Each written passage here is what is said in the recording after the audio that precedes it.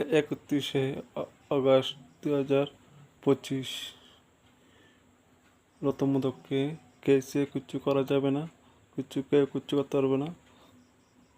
এবং বিয়ে আমি চিরকুমারে থাকবো, চিরকুমার থাকবো, মানে আমি বিয়ে করতে পারবো না, এর কথা বলেছে রতমোদক। কারণ শুধু সঙ্গে আমি একে বিয়ে করি না জন্য। এখন পড়াশোনার কাছে আমি আবেদন করছি, পড়াশোনা তাদের বিরুদ্ধে রতমোদক, গীতামোদক, শর্মিষ্ঠামোদক জড়িত আছে, তাদের এত ব্যবস্থা নেওয়ার জন্য পড়াশোনার কাছে আমি আবেদন করছি।